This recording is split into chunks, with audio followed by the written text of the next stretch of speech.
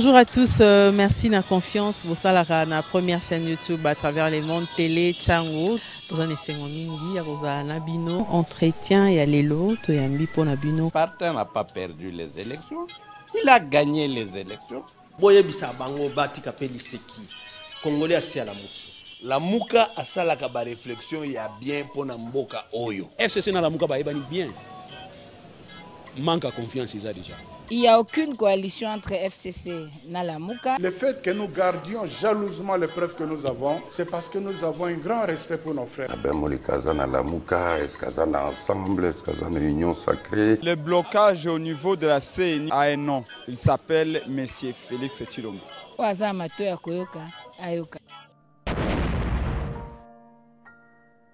Bonjour à tous, merci de la confiance. Vous savez, la meilleure des chaînes, la chaîne de l'excellence Télé Tchango.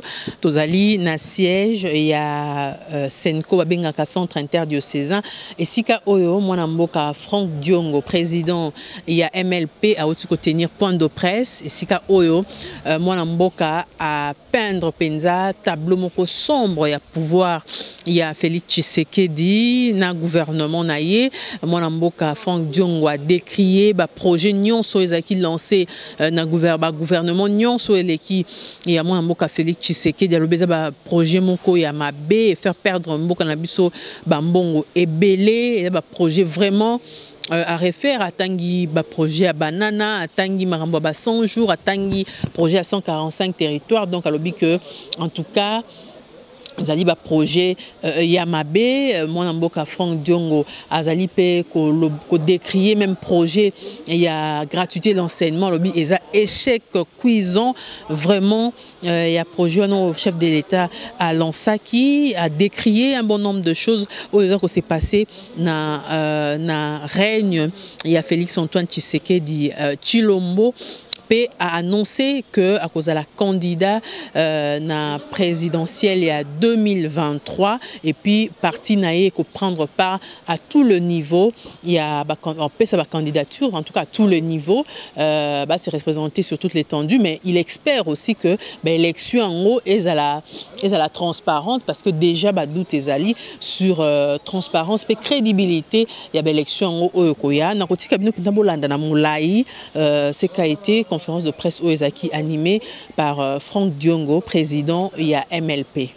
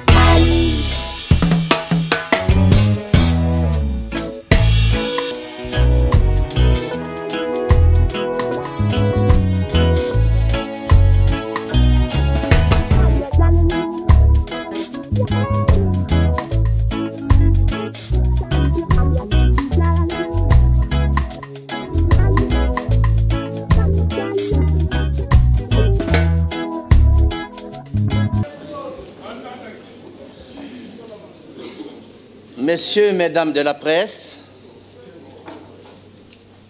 distingués invités, chers combattants, cadres, membres du MLP, bonjour. Bonjour.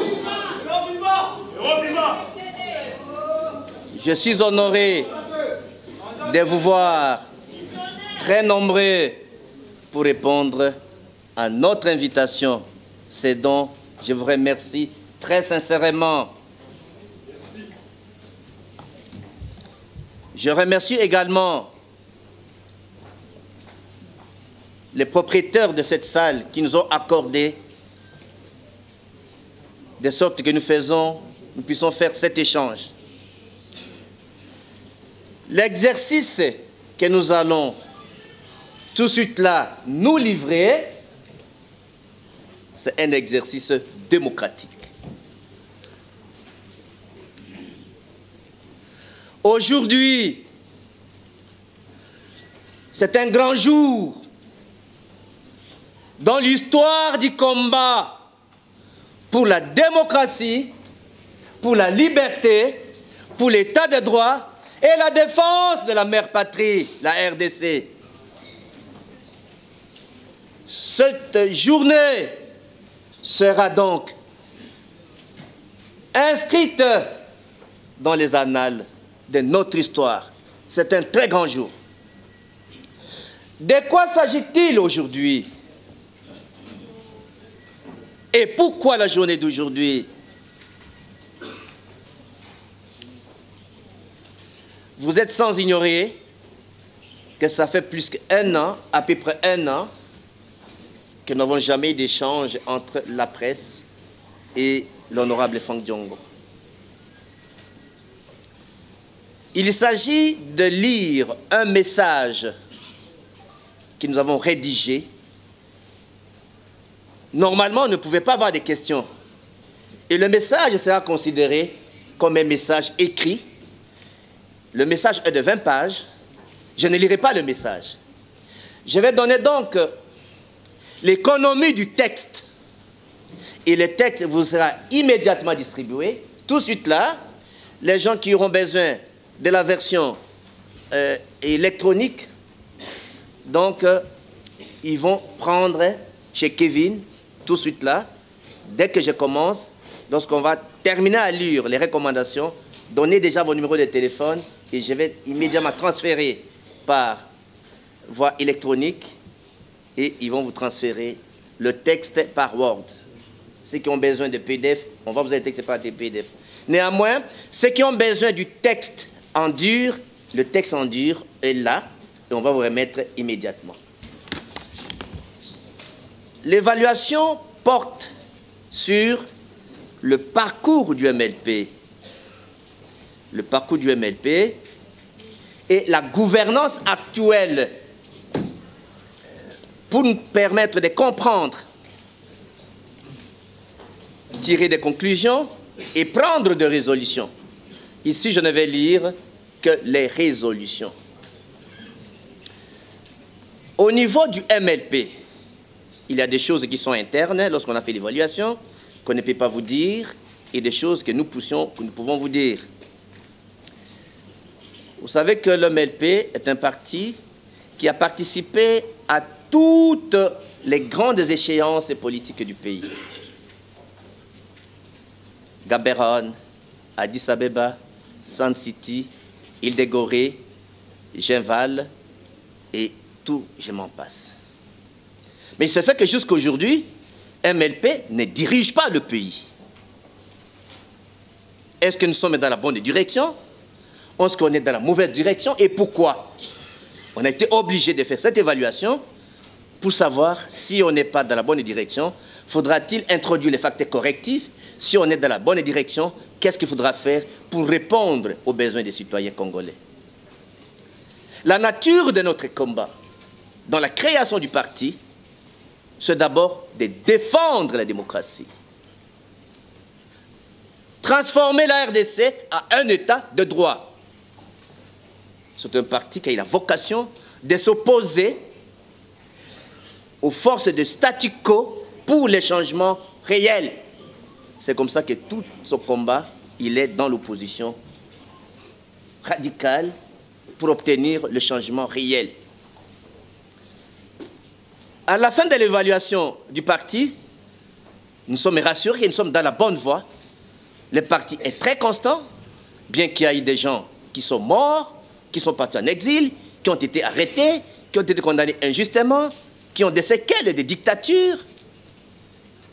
Les partis continuent à vivre. Les partis continuent à s'engager. Et le parti a renouvelé son engagement de continuer à défendre la démocratie. Comme les rouleaux compresseurs qui le parti est en état de combat, et que même quand nous sommes en prison, les combats continuent. Vous les avez vus à Nèvres ou à Lèvres quand j'étais en prison. Même quand on sort de la prison, on continue. Vous avez les collègues qui étaient avec moi en prison qui sont là. Donc les rouleaux compresseurs, la machine à broyer est en état de combat, état psychologique de s'engager dans la lutte. Maintenant, deuxième partie de l'évaluation, c'est la gouvernance du pays. Alors, c'est vaste la gouvernance du pays.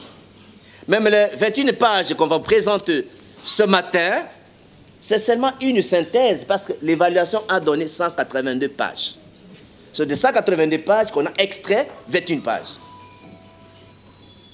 Donc, la synthèse ici, c'est de quelques éléments. Alors, les indices que nous avons tenu compte de prendre et échanger avec vous, c'est d'abord sur la promotion de la démocratie. Est-ce que l'État congolais s'inscrit dans la promotion de la démocratie? Est-ce que l'État congolais s'inscrit dans les programmes de transformer la RDC à un État de droit démocratique? Deuxièmement, les questions liées à la gestion. Là, on a brossé les questions, les considérations économiques générales du pays dans la gouvernance sur le plan social, économique et culturel. La question des infrastructures également, parce que vous êtes sans ignorer que les dépenses d'investissement d'un État, comme dans notre pays, les dépenses d'investissement prennent 60 à 70%. Et là, on peut voir, parce qu'il y a beaucoup d'argent qui partent là-bas, et dans les dépenses d'investissement, comme j'ai parlé des infrastructures, donc dans les infrastructures, nous avons choisi quelques projets de l'actuel régime au pouvoir, notamment le port à eau profonde de Banana, 2, les projets de 100 jours, 3, les projets de 145 territoires, pour tirer une idée sur le fonctionnement des institutions, la gouvernance ici, la manière que les choses se sont déroulées, respecte les lois de la République et la gouvernance intègre. Et au-delà des considérations économiques et sociales, nous avons pris un autre point, le climat des affaires. À part le climat des affaires, la gratuité de l'éducation. On doit en parler également sur la gratuité des éducations. Parce que nous sommes à une année préélectorale. Les questions des élections doivent également être abordées. Au-delà des questions électorales, donc, nous avons également parlé de l'état de siège et la crise à l'est du Congo. Je termine par là, parce que nous allons nous lever. Je vais demander à l'assistante de se lever pour garder une minute de silence, en mémoire de tous ceux qui sont décédés pour combattre pour l'indépendance, tous ceux qui sont décédés pour combattre pour la démocratie, également des nombreuses Congolaises et Congolais qui sont en train d'être assassinés à cause de la crise de l'Est et la guerre à l'Est. Gardez une minute de silence en solidarité avec nos frères et sœurs.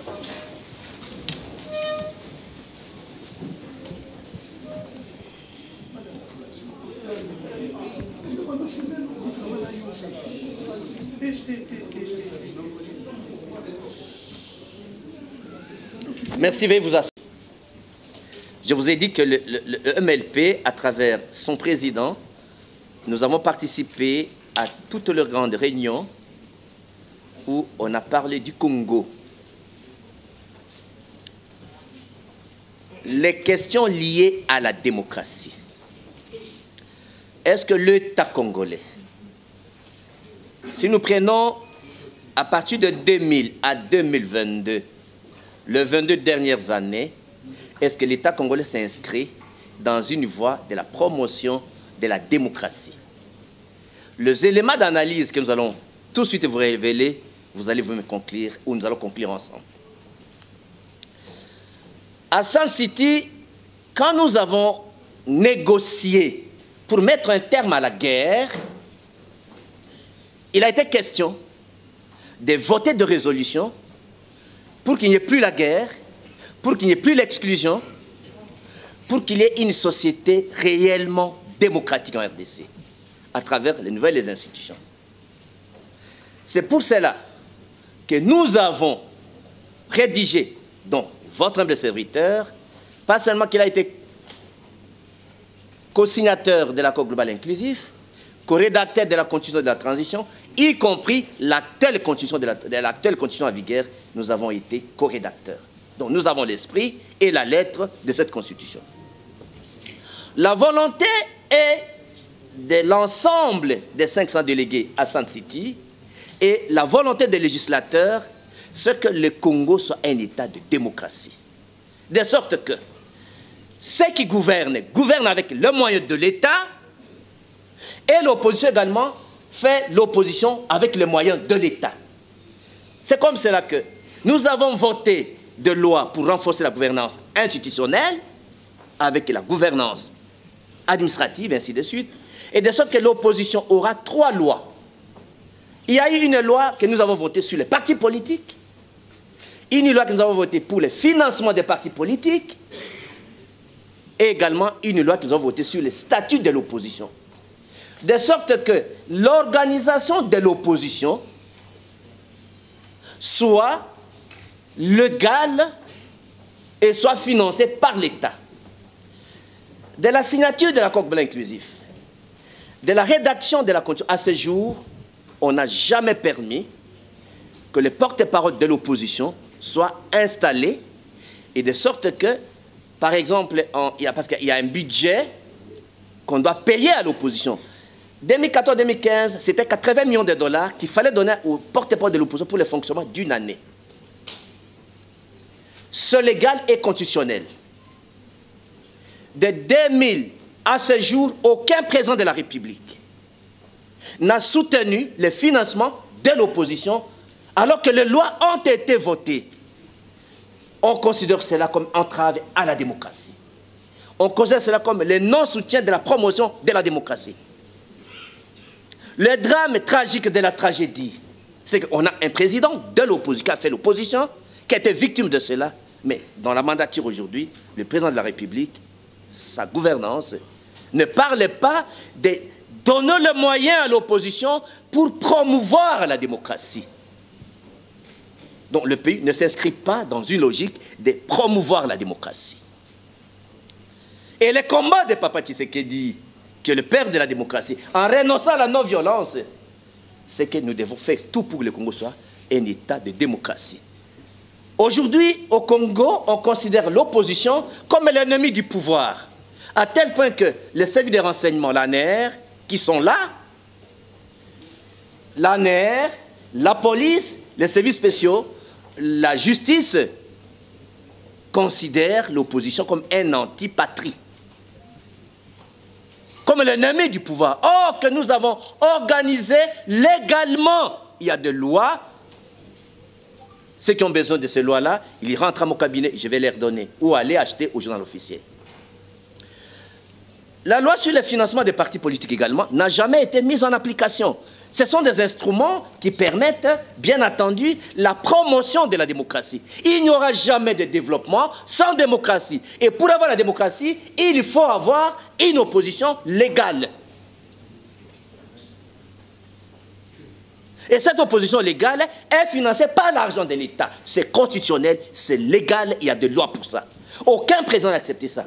C'est ce qui justifie bien entendu les vagabondages politiques, la crise d'identité. Tout le monde tourne du côté du pouvoir pour trouver de l'argent. Ce n'est pas pour cela que nous avons signé l'accord global inclusif.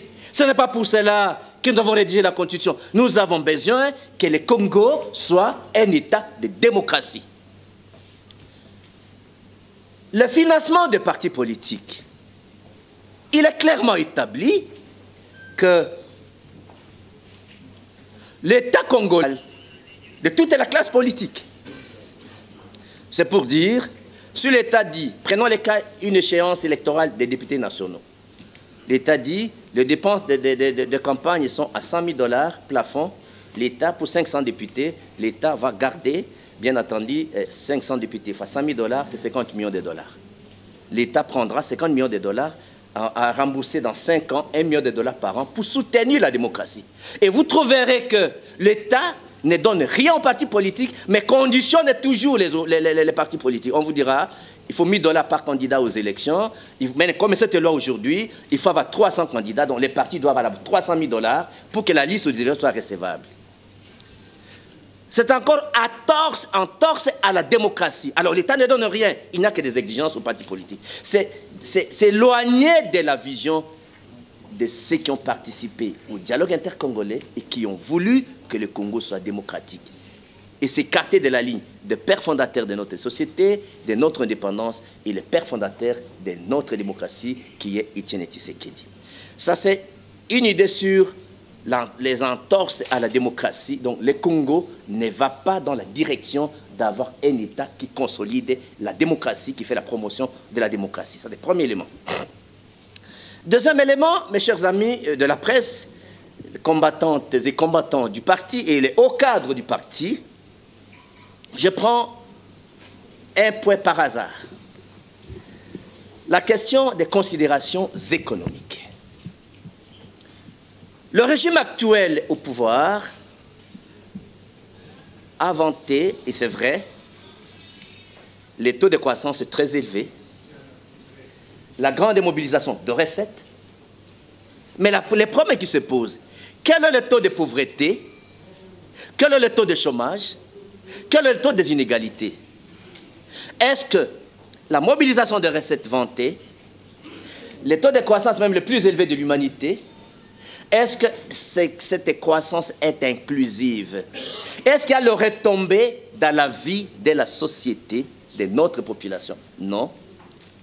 Cela n'est pas inclusif. Parce qu'on vous a distribué les textes, et que je dois être très bref et sommaire, vous aurez toutes les 3/4 de la population congolaise vit dans l'extrême pauvreté. Quand je prends, par exemple, la question alimentaire, ça c'est publié par les programmes Action mondiale, les programmes, les programmes, oui, Action mondiale contre la faim, Action contre la faim. Vous trouverez que en 2018, le Congo avait 13 millions, je crois que 7 de Congolais qui étaient exposés à l'insécurité alimentaire. Alors qu'aujourd'hui, c'est doublé. 27 millions de Congolais sont exposés à l'insécurité alimentaire. Les enfants de moins de 5 ans, nous avons 860 millions de Congolais de moins de 5 ans qui sont exposés à l'insécurité alimentaire.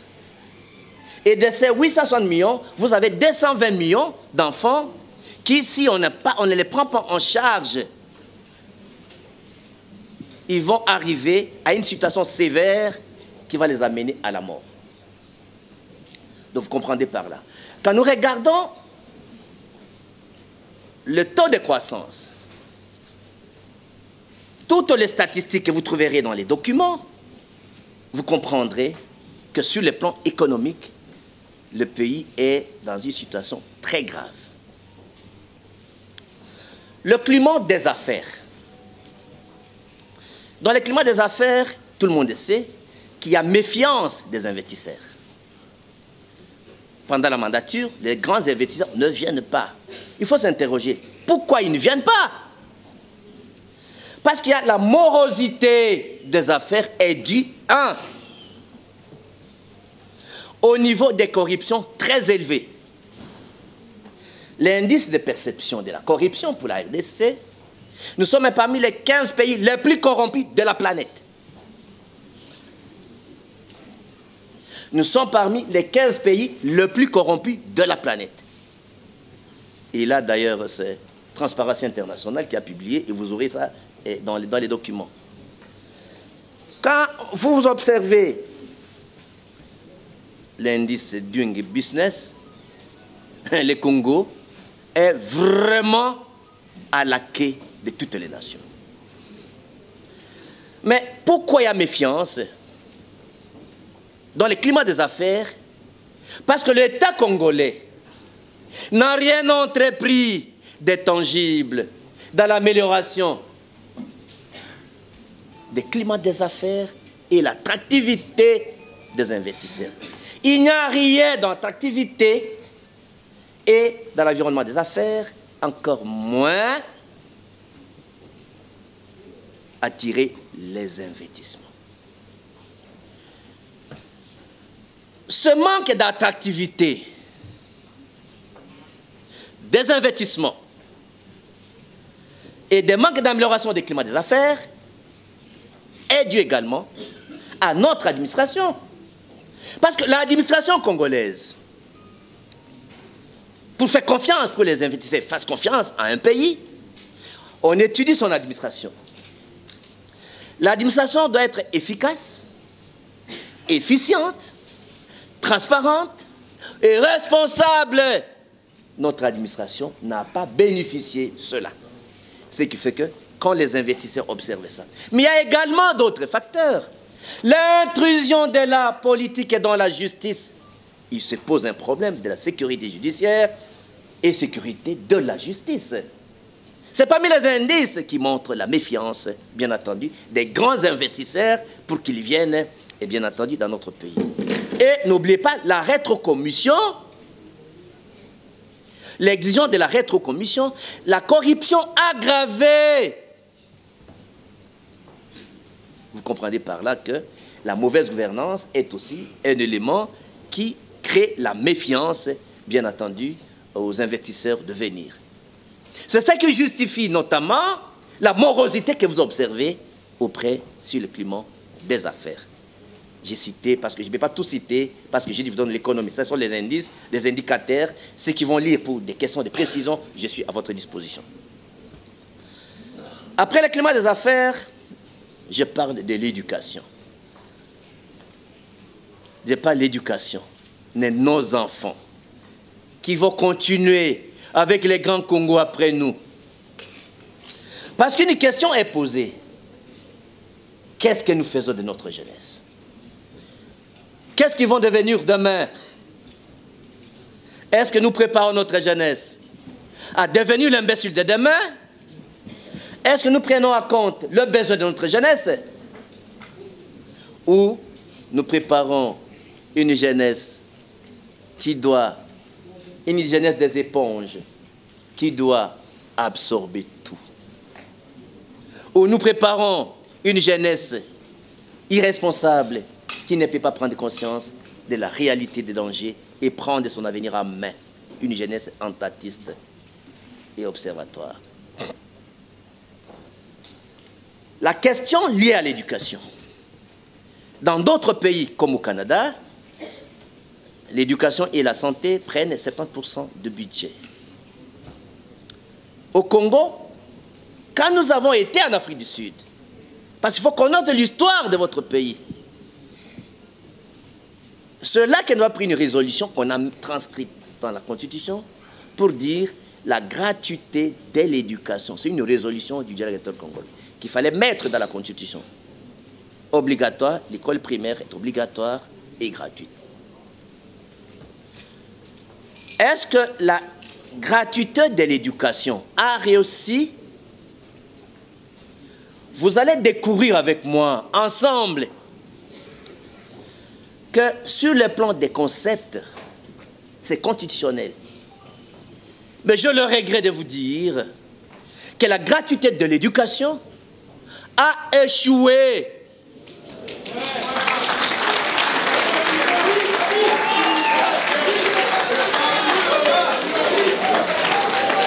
La gratuité de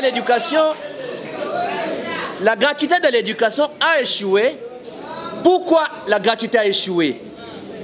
Faute d'encadrement et d'un bon accompagnement. Ça, c'est premièrement. Comment cela fonctionne?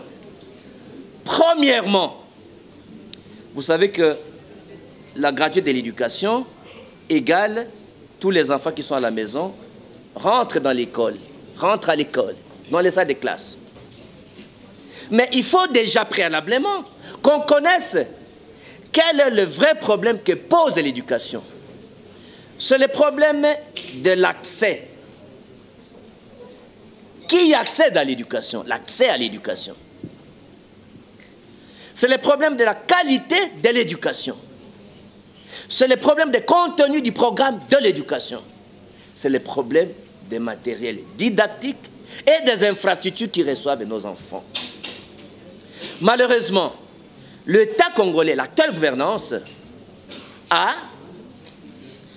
programmé la gratuité de l'éducation, mais vous avez vu que les infrastructures ne sont pas construites. Les salles de classe sont les mêmes. Une salle de classe avec une capacité de 20 étudiants, 20 à 30 élèves, reçoit 80 enfants.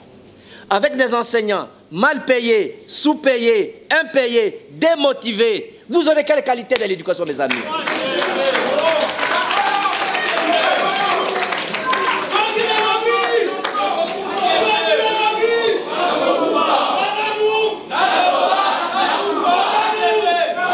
Donc, c'est un problème sérieux.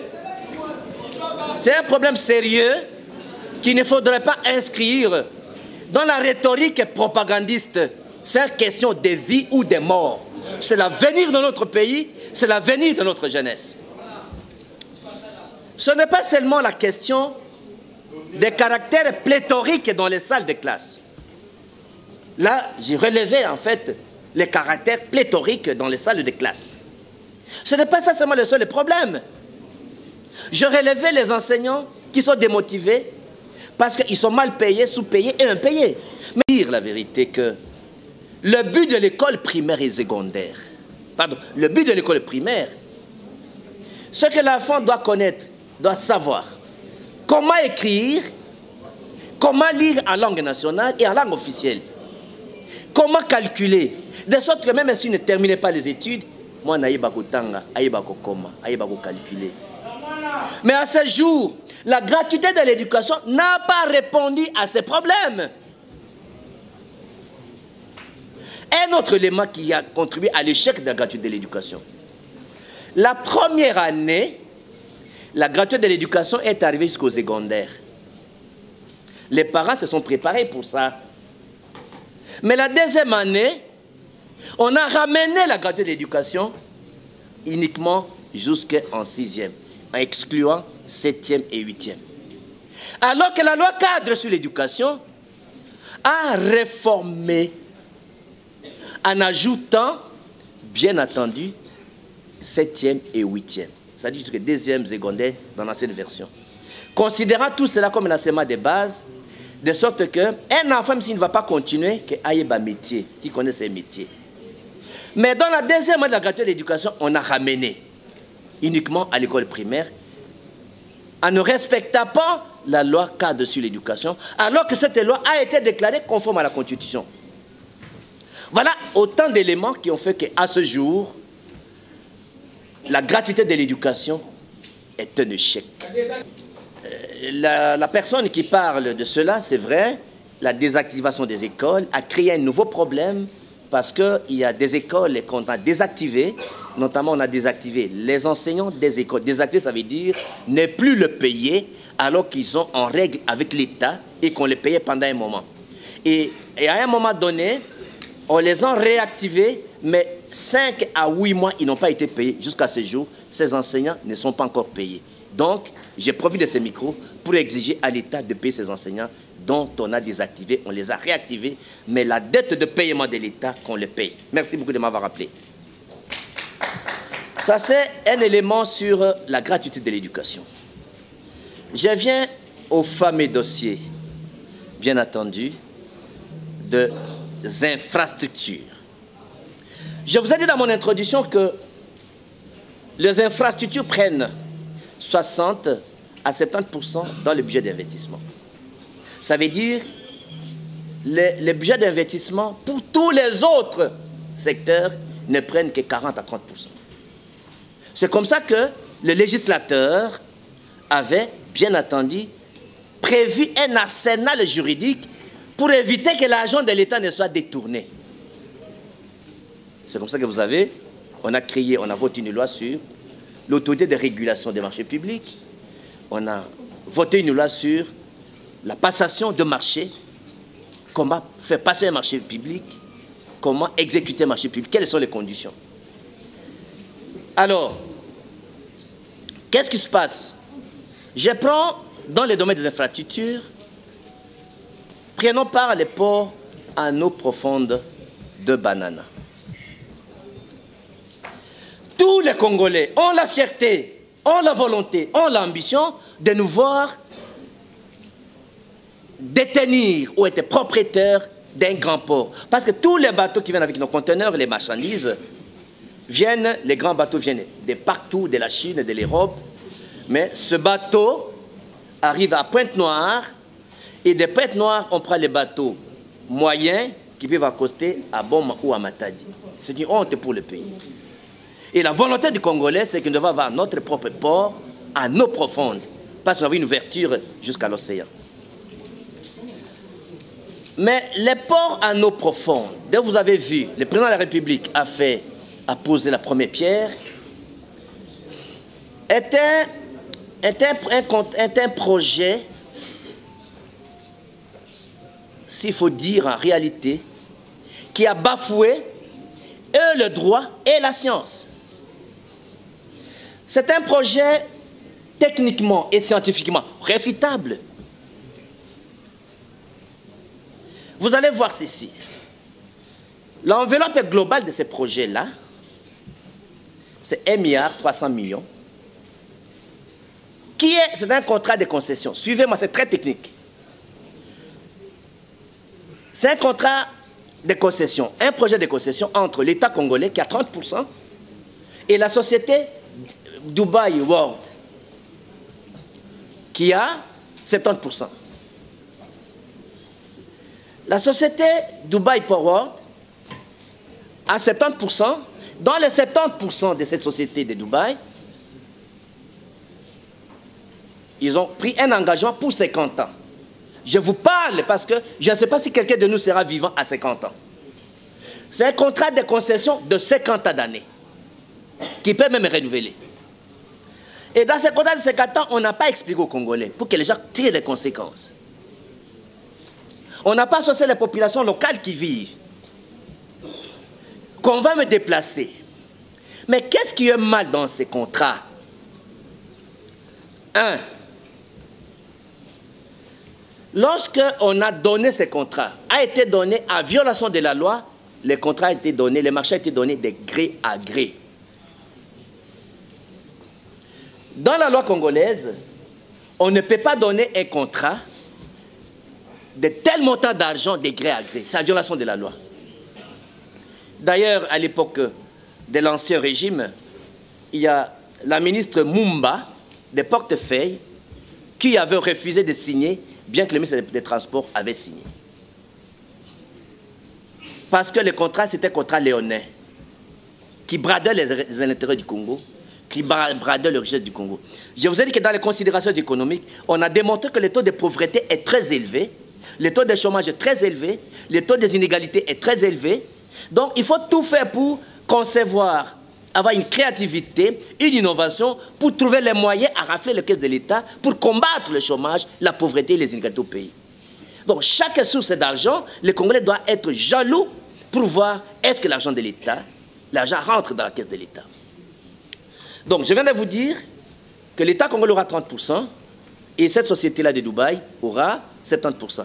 Mais ce qui est scandaleux, pas seulement qu'en violation de la loi sur la passation des marchés, parce qu'il fallait préalablement faire ce qu'on appelle l'appel d'offres international, c'est-à-dire la mise en concurrence, pour que l'État puisse choisir quel est l'opérateur ou le soumissionnaire où l'État va se retrouver.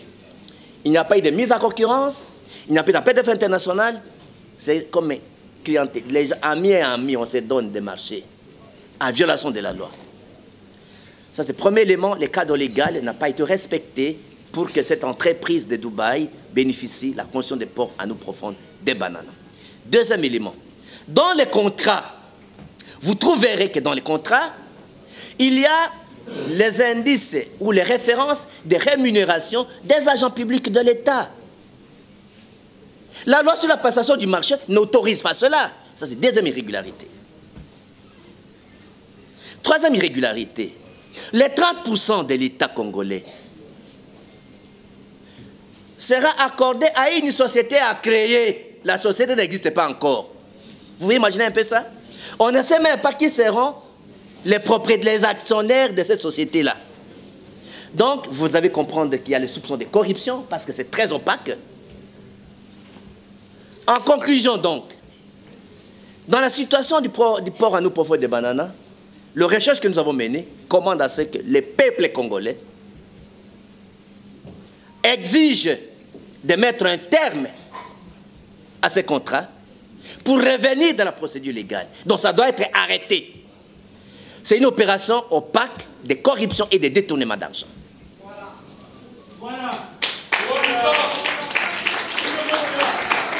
Et qu'un débat sérieux soit engagé dans notre société pour qu'on comprenne quel est l'intérêt, qui doit construire. Donc, les ports à eau profonde de Banana posent trois problèmes. Qui va construire? Pour construire, il faut respecter la procédure légale. Qui va gérer et qui va exploiter?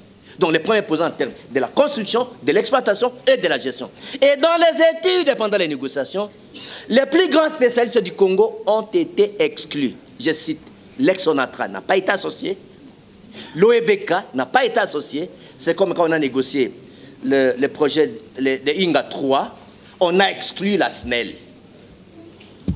On a exclu la SNEL qui est la plus grande experte en matière d'électricité. Donc, pourquoi, quel est l'intérêt d'exclure le plus grand expert en la matière?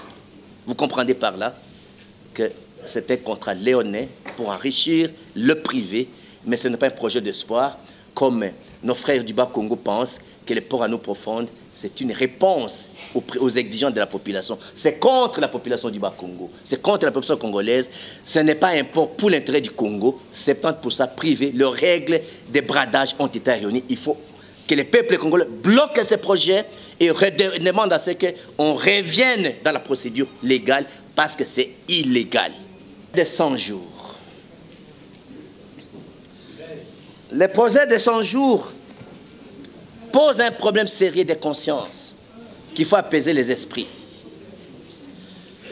Le problème n'est pas tout simplement de 57 millions dont on a vu les procès et que tout le monde a été acquitté, sauf une seule personne qui est condamnée à mort, c'est le juge Gianni, qui a laissé sa femme et ses enfants. Parce que personne n'a fait quelque chose. Tout le monde est acquitté. Il n'y a aucun responsable. Mais on nous a présenté que l'argent est sorti. Vous savez c'est quoi le projet de 100 jours? D'abord, le projet de 100 jours est évalué à 427 millions de dollars. Presque 500 millions de dollars, l'équivalent de l'argent qu'on aurait des élections. C'est 497 millions de dollars. Le président de la République a confirmé lui-même, Nicolas Kazadi a confirmé au Parlement, Nicolas Kazadi qui est le coordonnateur a confirmé. Donc, c'est 497 millions de dollars. Et sur les 497 millions de dollars, en septembre 2019, l'État avait décaissé déjà 216 millions de dollars. Parce que les gens regardent seulement les 57 millions. Mais 216 millions de dollars avaient été décaissés en septembre 2019. Et le Congolais a besoin de savoir qu'est-ce que est devenu les 497 millions de dollars. Personne n'a présenté les rapports de synthèse publique. Personne n'a présenté les infrastructures faites. On ne nous dit rien sur les 497 millions de dollars, alors que le peuple congolais est en difficulté, la population est pauvre, il est dans le chômage, ainsi de suite. Donc, pour le procès de 100 jours, qu'est-ce que nous exigeons? Parce qu'il se pose un problème de conscience, d'apaiser les esprits et les différentes consciences. Il faudrait, 1. que l'autorité de régulation des marchés publics, ARMP, puisse bénéficier des moyens du gouvernement, donc le gouvernement donne des moyens, de sorte que la ARMP procède au recrutement d'un cabinet d'audit international pour auditer les projets de 100 jours, pour savoir les 497 millions de dollars ont fait quoi et sont où. Et ce résultat de cet audit va permettre à ce qu'on sache s'il y a eu détournement, s'il y a eu corruption, s'il y a eu violation des passations du marché qui ont été données de gré à gré. À ce moment-là, on doit avoir de responsables. Et on va ouvrir un procès de 100 jours. 100 jours n'est pas fini. Les Congolais doivent régler. Le projet de 100 jours, l'affaire de 100 jours n'est pas terminée. Ce 497 millions de dollars, ça doit être justifié. L'importance d'un cabinet d'audit international, c'est parce qu'ils sont recrutés par appel d'offres internationales, ils sont dans la bourse, ils ne vont pas venir accepter la corruption pour dire des mensonges. Alors, si le gouvernement congolais ne veut pas donner des moyens, alors le gouvernement congolais peut recourir, bien entendu, aux partenaires techniques et financiers, tels que la Banque mondiale, pour donner l'argent à la ARMP, pour permettre à ce que les Congolais apprennent qu'est-ce qui a été fait avec les 427 millions de dollars. Donc, pour le peuple congolais, l'affaire des projets de 100 jours n'est pas finie. On doit savoir, notre argent est parti où, on a fait quoi avec cet argent. Compteur à zéro, c'est vrai, compteur à zéro. Donc, au bandit, on n'a pas encore commencé à faire l'affaire de 100 jours, on n'a pas encore commencé. Je parlais du fameux projet des 145 territoires. Le projet des 145 territoires, c'est un projet en fait qui a bafoué également le droit et la science. C'est-à-dire, c'est un projet politiquement irréaliste, scientifiquement et techniquement réfutable et juridiquement illégal.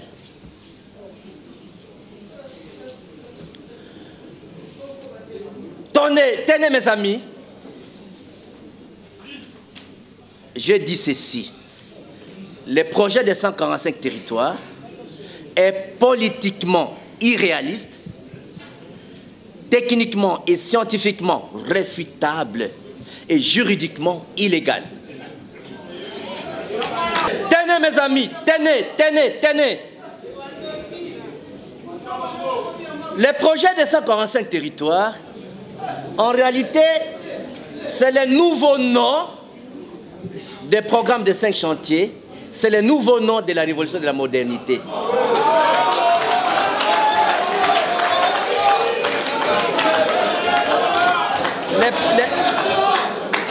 Donc, en fait, les projets de... Écoutez-moi. Suivez-moi, mes amis, suivez-moi. Le projet des 145 territoires, en réalité, c'est de la rhétorique électoraliste et propagandiste. C'est-à-dire, c'est le nouveau nom des programmes de 5 chantiers, c'est le nouveau nom de la révolution de la modernité. Voilà, je vais vous le démontrer. Je vais vous le démontrer, s'il vous plaît. Je suis très sérieux et je suis prêt, moi-même, suivez-moi, que ce soit moi-même ou les partis, nous sommes prêts à engager un débat contradictoire avec n'importe qui sur chaque projet que nous avons critiqué. C'est scientifique et technique.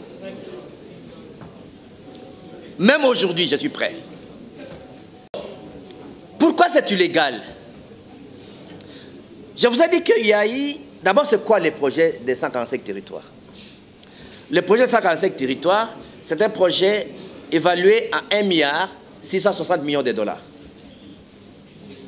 Sur les 1,660 milliard de dollars, normalement, échelonné avec 3 exercices. Premier exercice, c'est en 2021, 300 millions de dollars. 2022 aujourd'hui, 700 millions de dollars et les 660 millions de dollars l'année 2023. 3 exercices. C'est quoi les programmes de 145 territoires? C'est des projets pour les routes des dessertes agricoles, uniquement pour la construction des écoles, pour la construction des hôpitaux, la construction des équipements dans l'administration territoriale, tels que le bureau des administrations du territoire, et je m'en passe. L'enveloppe globale, c'est 1,3 milliard. Alors, parce qu'il est question des projets, qui seront les agents d'exécution de ces projets-là? C'est la première anomalie. Ils vont recruter l'État congolais.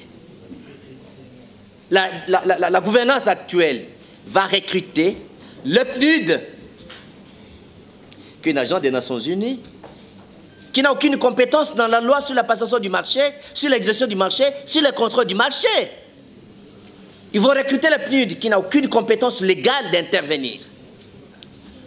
Ils vont recruter des agences du ministère des Finances.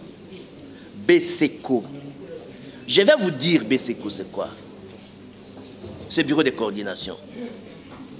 Le BSECO a été créé en 2002, une structure provisoire, parce que la loi sur la passation du marché au Congo relève des 69. Dans les années 2000, la loi n'était plus adaptée. C'est comme ça qu'on a dit, les partenaires techniques et financiers, tels que la Banque mondiale, ils ont exigé un cadre de transition, un cadre transitoire pour ce qu'il faut qu'on fait la passation du marché et qu'il y ait les contrôles. Dès lors qu'on a voté la loi, la nouvelle loi sur la passation du marché, qui remplace la loi de 69, dès lors qu'il y a une loi sur l'autorité de régulation des marchés publics, le BSECO n'a plus sa raison d'être. C'est une structure illégale qui ne peut traiter aucun marché à ce jour. Et c'est cette structure-là transitoire qui n'a plus de garantie juridique. Il se pose pour de la validité des actes que BSECO va poser. Alors, il faut parler des agences du ministère de finances, il y a ce qu'on appelle la CEFEF. CEFEF. Des agences, en fait, du ministère des Finances. Donc, le PNUD et les deux agents du ministère des Finances, dont BSECO, ne sont pas qualifiés, n'ont aucune compétence légale d'intervenir dans un processus de passation du marché et d'exécution des marchés. C'est illégal. Le projet de 145 territoires doit être arrêté parce qu'il est illégal. Les agents d'exécution n'ont pas la compétence, la légalité de poser des actes. Ça, c'est première irrégularité et première anomalie. Deuxième anomalie ou deuxième irrégularité.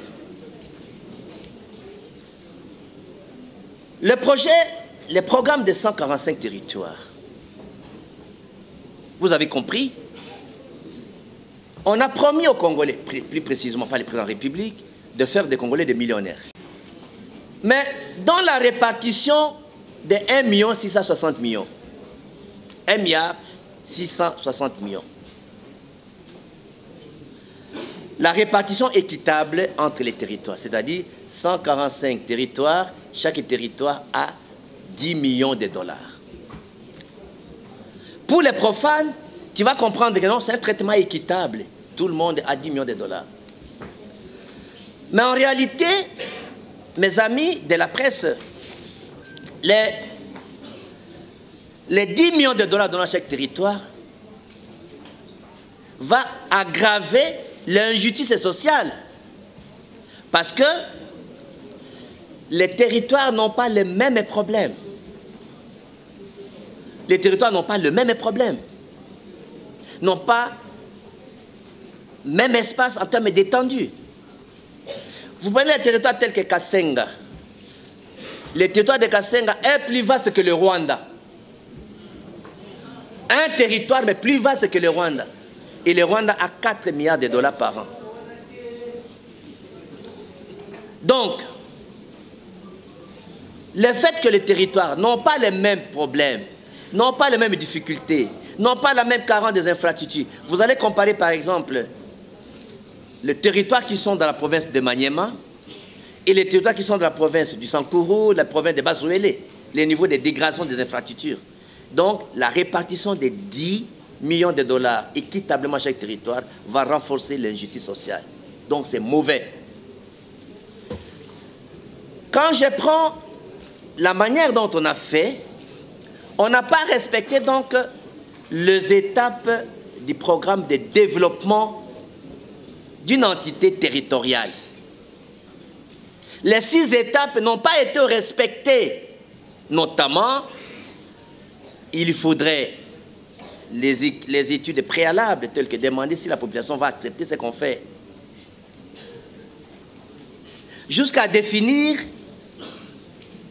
les priorités, définir la stratégie, chercher de l'argent, eh bien, c'est qu'on doit exécuter. Les 6 étapes qu'on procède pour un projet de développement d'identité territoriale n'ont pas été respectées techniquement. On arrive maintenant aux soumissionnaires. C'est là le drame aussi tragique de la tragédie. Les soumissionnaires, on a écarté toutes les petites et moyennes entreprises congolaises. Comment ça va se passer? Parmi les conditions pour les soumissionnaires, il faut avoir 2 millions de dollars comme garantie pour avoir accès à un marché de 145 territoires. Dis-moi, quelle est la petite entreprise congolaise qui peut avoir 2 millions de dollars dans son compte? Deuxième élément, on vous exigera d'avoir une expérience professionnelle de 2 à 10 millions de dollars. C'est-à-dire, les marchés de 145 territoires, ce sont les Chinois, ce sont les Indiens, ce sont les Libanais, les étrangers qui vont construire. Par conséquent, les Congolais sont sacrifiés alors qu'on donne l'image des données, le travail et rendre les Congolais des millionnaires. Donc je dénonce encore les points de 145 territoires qui excluent les Congolais. A-t-il donné les marchés de 2 millions de dollars à combien de Congolais? Qu'on nous le dise. Ou alors, les gens vont faire des groupements avec l'argent de l'État comme l'opération rétrocommission. Donc vous comprendrez par là que... Et on ne nous dit pas, le projet de 145 territoires va créer combien d'emplois, va réduire la pauvreté à quel taux, va faire augmenter les taux d'électricité à quel taux, taux de décès en eau potable à quel taux, on ne nous dit pas. On va réduire le chômage à quel taux, on ne nous dit pas. Donc vous allez comprendre que, tellement que le problème est profond, c'est un problème électoraliste, c'est la rhétorique politique. Ça ne se limite pas là-bas, la situation de 145 territoires. Au-delà de ce que je venais de vous dire, je prends l'exemple des routes. C'est là où il y a la plus grande difficulté. Vous savez d'abord que dans les réseaux routiers congolais, c'est un réseau routier, bien entendu, et d'extraversion. C'est-à-dire que les Belges ont construit un réseau pour faire partir nos richesses à l'extérieur. De ce fait donc, ces richesses-là, ils ont conçu là où on met le train, c'est-à-dire la voie navigable n'est pas possible. Pour comprendre l'échec de l'état de siège. Pourquoi l'échec de l'état de siège? En janvier 2019, c'est-à-dire le président Tshisekedi prend le pouvoir, le chiffre des morts est évalué à 50. Alors l'étude qui est présentée dans les papiers que je vais vous donner ici, publiée par Jeune Afrique, dont j'ai vérifié l'authenticité auprès d'Estani Boujakera, qui a confirmé l'authenticité du document, que c'est Jeune Afrique qui a publié, que moi je vais vous distribuer, parce que vous allez poser des questions aux gens qui gèrent le pays.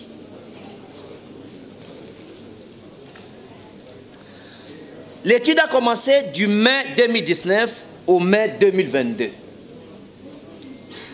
Mai 2019, il y a eu 1222 morts. Combien d'incidents? 1014 incidents. Combien de blessés? 2392 blessés.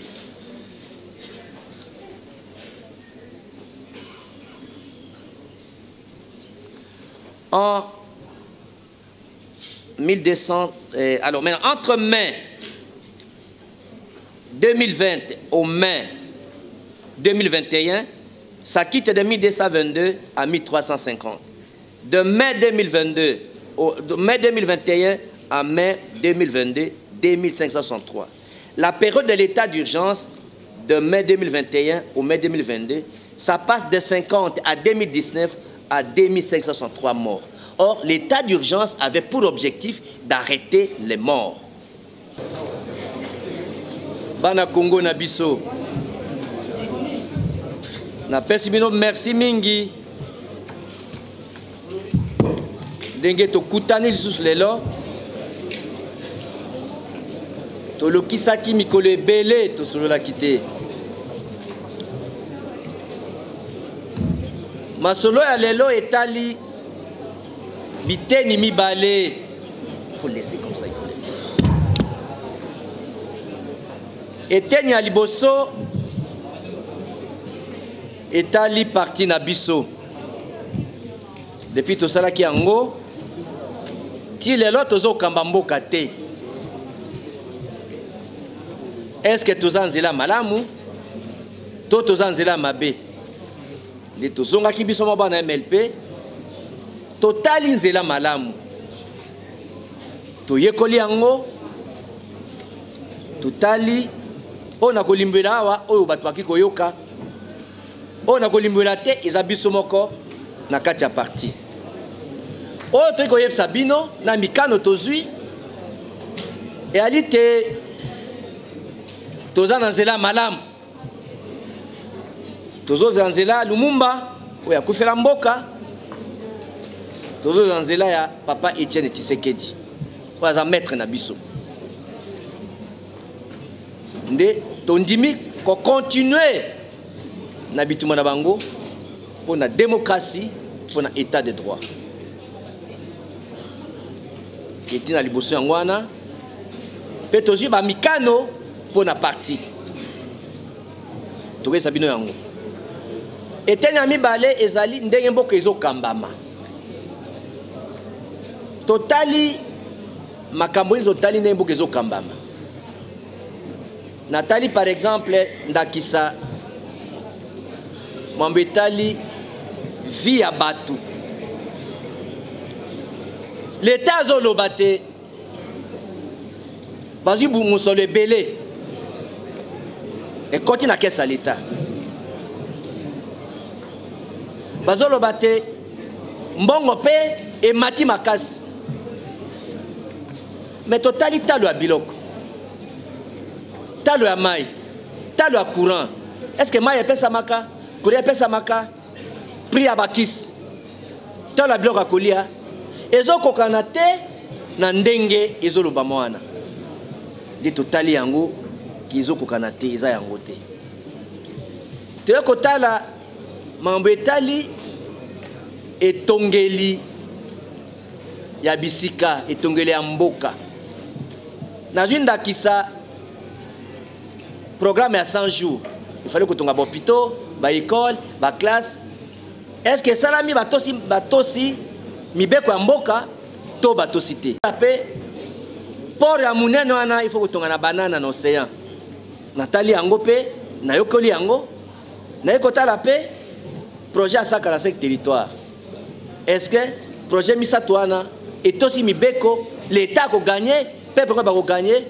Nyoso misatu ezali makanisi ya mabe pona kokosa population lokola ngonga na lobi mingi na kozongela yango na ba émission pona zongiza na lingala. Donc projet somisa tona iza mabe eza projet ya malamu makanisi ya malamu mais ndenge basaleli yango ebuki mibeko ezali lokola pona kozwa mosolo ya mboka pona kotia na mabenga ya bato pora no profonde ya banana. Et à la société à Batoubaouti na Dubaï. Na société à Congo. L'État congolais a 30%. Batou à Dubaï a 70%. Ndenge basali yango babuki mibeko nyoso. Projet zaya 1 milliard 300 millions de dollars. Mais ndenge zawana na projet wana soko tale komi en modèle wana okopesa mutute na bengi pakala yaka na peso marché wana mibeko ya mboka esengi te il faut ko bekisa bato ya mokili mobimba pona kotalo aza makanisa malamu oyo mboka ko profiter nango basala yango te babuka mibeko ya mboka donc bapesi ba copain bato bayebi o bapesi bango commission ba corruption. Donc soko osali projet o babinga le poto de gré à gré ça dit que projet comme na modèle en bonga modèle wana e ko pesi mutu obelelité que ba société nyonso na linga sali kamba boye boya o yaza makanisa malamu nde akozwa mibeko esali basali yango te nde soupçon ya corruption na détournement eza na kati na contrat yango eza contrat ya 50 ans boye bango ba 50 ans na contrat wana l'État congolais a na droit te soko muto na za na mbongo te aluka mutu musu oza droit wana te donc soko ye aza na mbongo te atikali kaka na yango kaka ye kaka problème toza na ngwa wizani na mangamba pora ono profonde nani akotonga pona ko muto atonga yango il faut atosa mibeko nani akogere yango nani akexploiter yango mutuna munene yango wana bokosa la projet à 50 ans te bo expliquer na batu te et puis bo pesi na ba camarades na ba copains na ba relation privée d'ailleurs moi so na mumba ya portefeuille na tango ya kalabwe ko signer yango abi contrat lyonnais ils ont contrat ils ont iba l'état ils ont profité na Congo te yango nde tango na yekoli dossier wana pono profonde ndenge basango etongama te etelema bazongela makambo yango na kobenga bato nyonso mokili mobimba toyeba batosa mibeko nani akikozwa por wana ando atonga yango ndenge basala na liboso eza na esprit ya mabe ya kimoyibi il faut batelemisa yango po etosi mibeko ya mboka te wana por ano profonde ya banana makambo etali 100 jours boyebika matabi 100 jours bato azoloba yango malamu balozwa mpe mingi mpe lobama mingi makambo 100 jours ekotikala bongo te parce que na yesi bino ke population baza na nzala baza na chômage misali eza te bafonctionnaire bazofuta malamu te banse bazofuta malamu te il faut koloba bisika nyonso mbongo ezali ezonga na l'état mpo vi ya bana mboka ebongwana ebonga tout le temps naza kotambola na papa Tshisekedi azokesaka likambo moko tina kukufa na kondima te kongeza pays riche na peuple pauvre wana maloba ya kondo Etienne Tshisekedi lokola aza na makolo na ye na nzela na ye il faut na yebisa bino azakoloba tous les jours le respect de texte so botosi mibeko te bokozala kona bino te wana makambo etali mpona no profonde ya banana dosilisi wana na utolo bakambo ya 100 jours projet à 100 jours ezali na 497 millions de dollars. Le président de la République alobaki yango mongo na parlement Nicolas Kazadi azaki coordonnateur nango alobaki yango na yango donc na septembre 2019 216 millions de dollars et bimaki pona projet il y a 100 jours mais awa lelo bato bazokanisa makambo ya 57-58 millions de dollars isalaka procès tu sais que procès wana bato tout baza akité ba condamna mutu te. La réponse est liée à la nature de notre combat. Le combat de Franck Diongo, c'est un combat des idées, un combat de valeurs et un combat de principes. Donc, si le président Félix Tshisekedi tue tous les Congolais ici, je ne dirai rien parce qu'il m'a sorti de la prison. Si aujourd'hui les Rwandais balkanisent le Congo, occupent le Congo, je ne dirai rien parce qu'il m'a sorti de la prison. Si les enseignants ne sont pas payés, je ne dirai rien parce qu'il m'a sorti de la prison.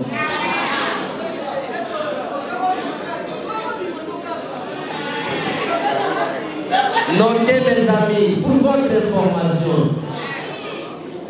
le fait de me faire sortir de la prison par grâce présidentielle, ce n'était pas une faveur, c'était un droit. Résolution de l'accord de la SENCO. Dans cette salle ici, il a été décidé la libération des prisonniers politiques. Dans cette salle ici, et je n'étais pas le seul prisonnier politique qui a été libéré. Avant que je ne sois sorti, j'ai Coco, la tête vice-gouverneur, Mouyambo et tant d'autres avaient bénéficié de la grâce présidentielle qui m'ont laissé en prison. J'ai Coco est plus redevable à Kabila parce que Kabila l'a gracié.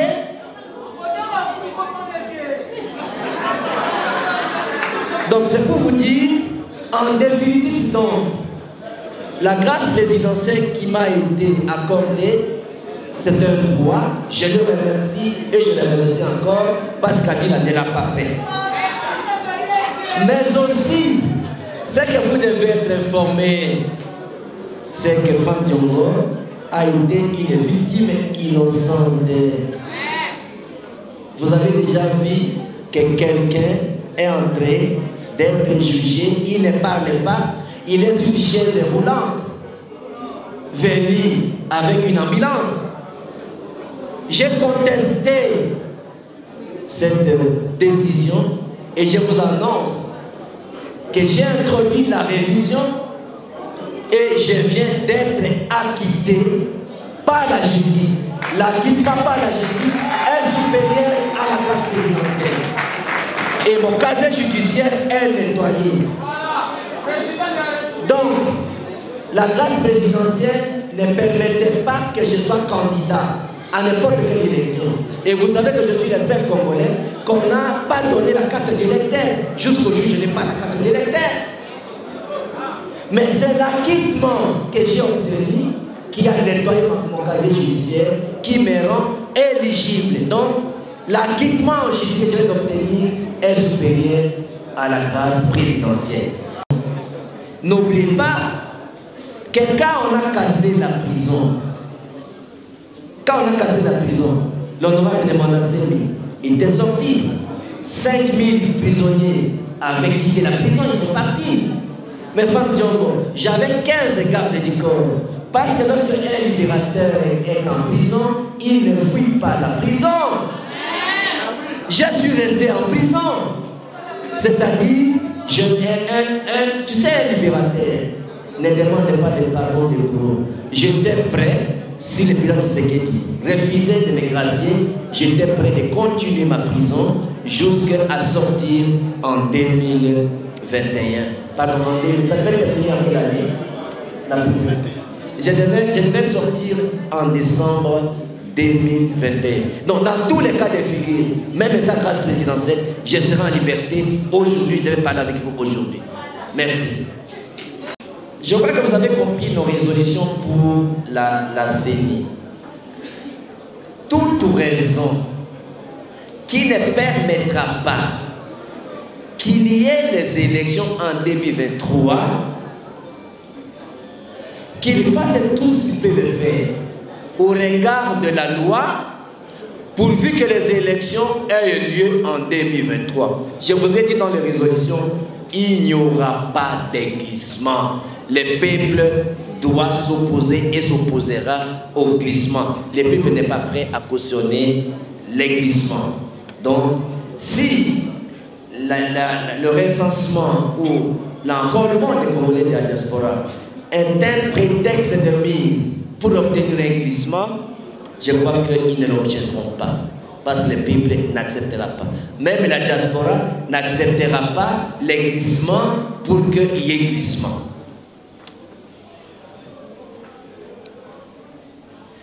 Une autre question dit, est-ce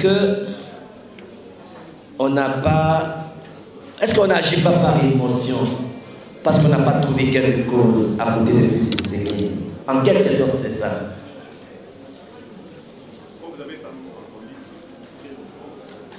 Alors, je vais vous rappeler qu'il faut revenir dans la nature de notre combat. Vous serez surpris que je puisse vous rappeler ce que vous connaissez. En 1997, quelques-uns d'entre vous n'étaient pas encore nés. Franck Diongo, dernier prisonnier politique de maréchal Mobutu au Kantchachi. En 1997, combattre Mobutu contre l'AFDER. Dernier prisonnier politique de Mobutu. Avec l'AFDER, quand on a relégué Papa Tshisekedi au village, Franck Diongo, dernier prisonnier politique de Mouzé.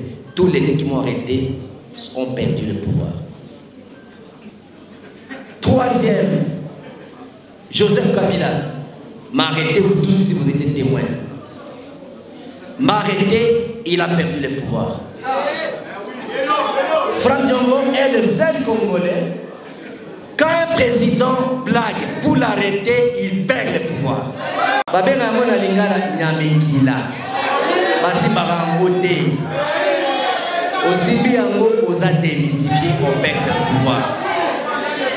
Donc, l'accord de la CENCO, les négociations de la CENCO ici, est le seul opposant qui a refusé de négocier avec Kabila pour être au pouvoir. Donc la nature du combat de Franck Diongo, ce n'est pas les postes, c'est vraiment réduire les combats de Franck Diongo à un intérêt. Franck Diongo, parmi les opposants de ce pays, il est pratiquement le seul ou rare qui n'a jamais été nommé par un président.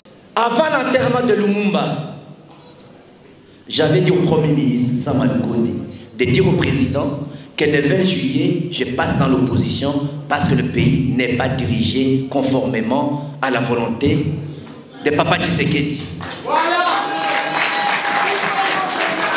J'avais dit à Guy Mwanavita, qui est un des collaborateurs principaux du président Tshisekedi, que le 20 juillet, je vais passer à l'opposition, je n'accepte pas la gouvernance du président Tshisekedi. Vous voulez que je puisse continuer? J'avais dit à Jekme Chaban que le 20 juillet, je passerai à l'opposition parce que la gouvernance actuelle s'écarte dans l'île de Papa Tshisekedi. Vous voulez que je puisse continuer? J'avais dit à Rémi Massamba que le 20 juillet, je passerai à l'opposition parce que la gouvernance s'écarte dans l'île de Papa Tshisekedi. Vous voulez que je continue? J'avais dit à Sami Madibangi que le 20 juillet, je vais passer à l'opposition parce que la gouvernance s'écarte dans l'île de Papa Tshisekedi. Je reste, vous avez compris, ce n'est pas un complot, c'est une action planifiée intelligemment, donc ça n'a rien à voir, c'est une coïncidence. D'ailleurs, sur le plan idéologique, suivez-moi, l'honorable Jean-Marc Kaboun, avec qui je respecte beaucoup, c'est un député élu, c'est l'ancien premier vice-président, je salue son courage, mais lui est du camp du Fatshisekedisme, c'est la dissidence du Fatshisekedisme. Il n'est pas dans la ligne des Etienne Tshisekedistes, lui c'est la dissidence des Fatshisekedistes. Du MLP, l'honorable Franck Diongo, en train de ramener tout le monde à la ligne droite du combat d'Etienne Tshisekedi wa Mulumba, dont il est maître et dont nous sommes les petits-fils. Nous incarnons l'esprit d'Etienne Tshisekedi wa Mulumba en nous, et nous allons combattre avec cet esprit tout celui qui ne se recadrera pas dans la logique du combat politique d'Etienne Tshisekedi wa Mulumba.